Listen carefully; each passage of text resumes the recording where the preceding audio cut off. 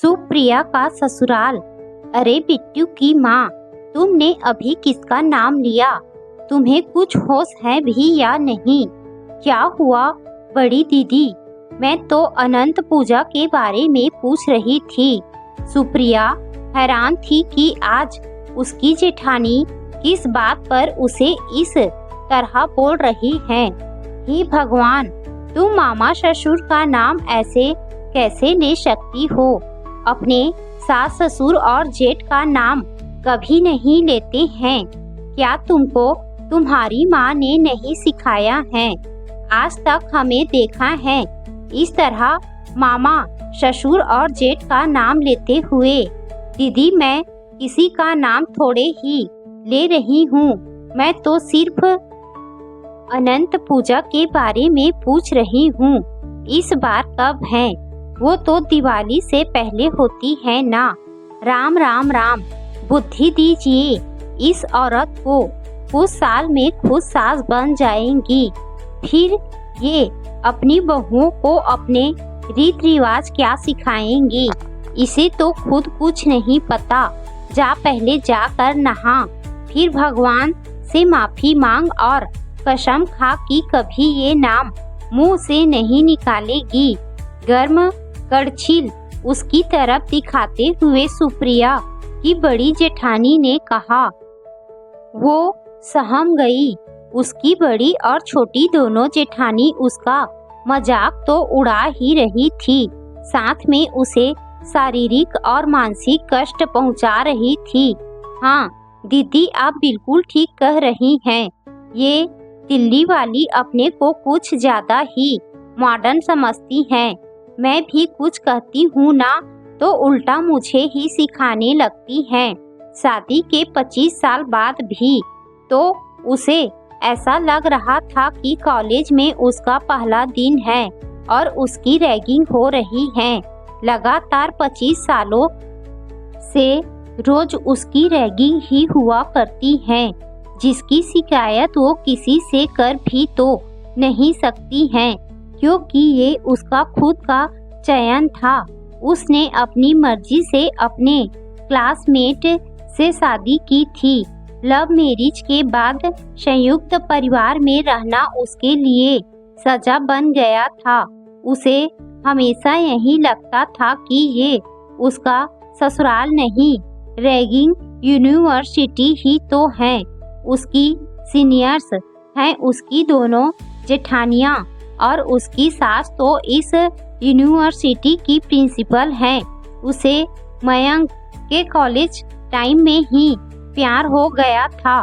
वो उससे सीनियर था और उस दिन जब उसका कॉलेज का पहला दिन था और उसके बेंच के सभी छात्रों की रैगिंग उनके सीनियर्स कर रहे थे, उसी दौरान तो मुलाकात हुई थी मयंक से, उसकी जो अपने दोस्तों के साथ उस सीनियर्स की रैगिंग करने वाली टीम में शामिल था। नए बेंच की लड़कियों को रैगिंग के बहाने छेड़ रहे थे। वह सीनियर्स अचानक मयंक को उनकी उस हरकत पर गुस्सा आ गया जब उसके दोस्तों ने सुप्रिया का दुपट्टा खींच लिया था। चटाक से एक जोरदार थप्पड़ जड़ दिया था उसने अपने दोस्त के गाल पर। पागल हो गया है क्या? अभी तक तो तू हमारा साथ दे रहा था और अब इस लड़की की रैगिंग के समय हम पर हाथ उठा रहा है। कौन लगती है ये तेरी? अब तक तुम लोग हद में थे पर अब हद पार कर रहे हो। हमारी भी बहनें हैं, इस तरह किसी लड़की का दुपट्टा खींचना यह तो ठीक नहीं। रैगिंग में नहीं, मैं नए स्टूडेंट के साथ इंट्रोडक्शन के लिए शामिल हुआ था, तुम लोगों के साथ ना कि ऐसी हरकतों के लिए। फिदा हो गई थी सुप्रिया मयंक की इन बातों से, अपना दिल दे बैठी थी उस पर। धीरे धीरे उन दोनों के बीच प्यार बढ़ता गया था और दोनों ने शादी का फैसला किया। उन दोनों के परिवार वाले राजी नहीं थे इस अंतरजातीय विवाह के लिए, लेकिन बच्चों की खुशी के लिए उन्हें अनमने मन से राजी होना ही पड़ा। सुप्रिया अपने अतीत की उन यादों के समंदर में गोते लगा ही रही थी कि तभी उसके कानों में बड़ी जेठानी की आवाज गूंज उठी, जो उसे वर्तमान में ले आई। हाँ, तो तुम अभी तक नहाने नहीं गई? नहाने के बाद गंगा जल भी छिड़क लेना अपने ऊपर। यहाँ खड़े होकर बस ससुर और जेठ सबका नाम लेती रहोगी या मेरी बात भी मानोगी?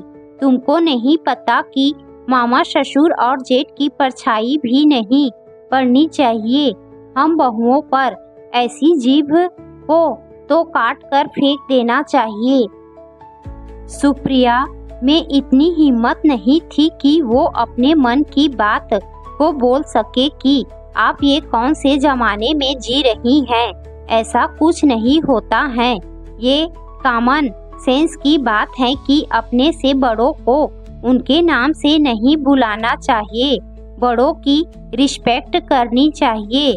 पर इसका मतलब यह तो नहीं कि अगर किसी का नाम किसी पर्व, त्योहार या किसी वस्तु स्थान के नाम पर है तो उसका नाम भी ना लो।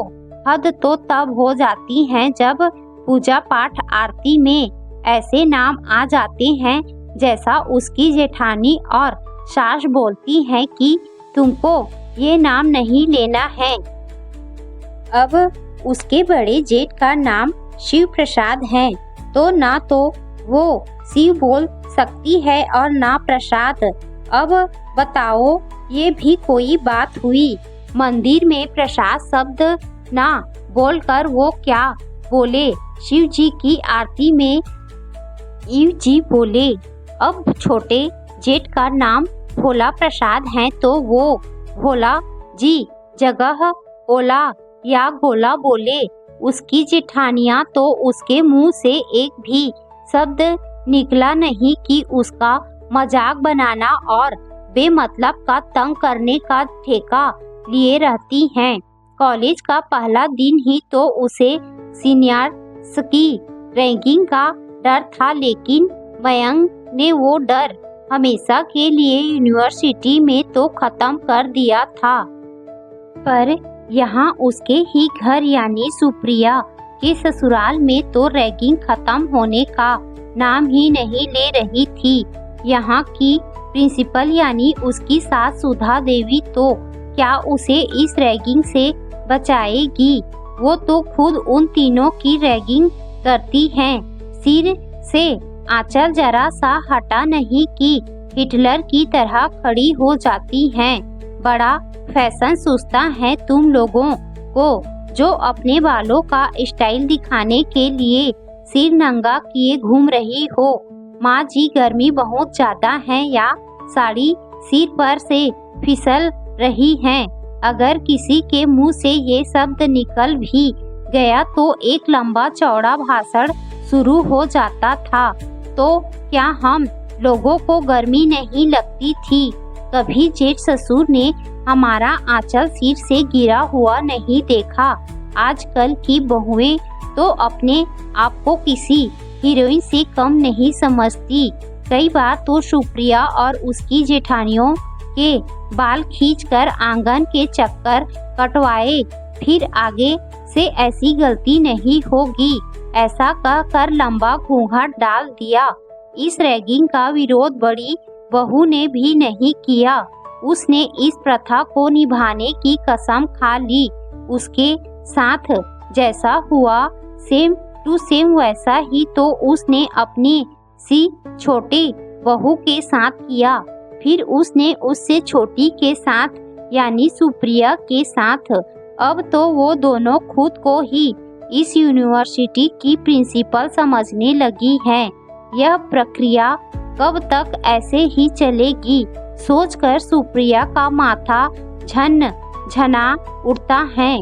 नहीं, अब तो ऐसा नहीं होगा। वो अपनी देवरानी और अपनी बहुओं के साथ कभी ऐसा नहीं करेगी। देवरानी को अपनी छोटी बहन समझेगी और बहुओं को बेटी बनाएगी। अब वह इस रैगिंग के खिलाफ आवाज भी उठाएगी। जो बातें उसने घर की शांति को बनाए रखने के लिए मयंक को कभी नहीं बताई, अब उन्हें बताना जरूरी हो गया है। रोज की चिक-चिक से वह भी तंग आ गई है। ऐसे ससुराल और परिवार में रहने से अच्छा है कि अब वो मयंक और अपने बच्चों के साथ अलग ही रहे। जनवरी की ठंड में वह दोबारा नहाकर बीमार नहीं पड़ेगी। उसने कोई गलती नहीं की है जिसकी सजा उसे मिलेगी। यह एक दिन की बात तो नहीं है, हर बात पर उसकी बेइज्जती की जाती है और उसे ताने सुनने को मिलते हैं। दूसरों के सामने उसको हंसी का पात्र बनाया जाता है। बहुत सह लिया उसने, अब और नहीं सहेगी। कल उसकी बहुओं के साथ भी उसकी जेठानी और सास अगर ऐसा ही व्यवहार करेगी तो वह बर्दाश्त नहीं कर पाएंगी। उसने हिम्मत करके आखिर मयंक को यह बातें बता ही दी थी जो कभी नहीं बताई थी।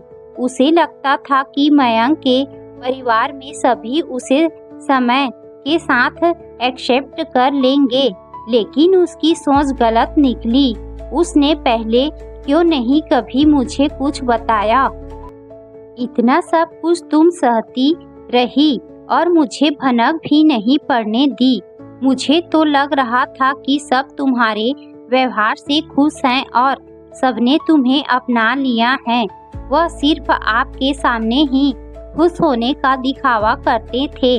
आपके ऑफिस जाते ही जो मेरी रैगिंग शुरू होती थी वह खत्म होने का नाम ही नहीं लेती थी। मयंक तुरंत अपनी माँ के पास गया और वहीं अपनी भाभियों को भी बुलाने के लिए कहा। सभी को लगा कि मयंक उनके लिए कुछ लाया है। हाँ, देवर जी अपने बुलाया। चहकती हुई उसकी बड़ी भाभी ने कहा, हाँ भाभी, मैं कुछ बात करना चाहता हूँ आप सबके सामने। यह हमारा घर है, ना कि कोई रैगिंग यूनिवर्सिटी जो कि आप इस तरह से सुप्रिया को हमेशा सताते हैं। मेरे घर पर ना रहने पर अच्छा तो क्या कर दिया हम सब ने। तेरी पत्नी के साथ क्या शिकायत की है इसने तुमको? हमारी माँ ने कहा तो वो बोला। माँ कभी कुछ नहीं कहा इसने मुझसे। यही तो सबसे बड़ी गलती की है। चुपचाप सब सहती रही, पर अब नहीं, अब हम इस घर से जा रहे हैं। मयंक ने सुप्रिया का हाथ पकड़ा और अपना सामान उठाया और वो घर छोड़कर अपने नए घर में आ गया, जहां सुप्रिया खुले सिर और अपनी मर्जी से रह सकती हैं। आज उसकी आवाज में खनक है और चेहरे पर चमक। अब अपने बेटों से वीडियो कॉल पर बात कर रही हैं। उसे रैगिंग यूनिवर्सिटी समान ससुराल से मुक्ति मिल गई थी।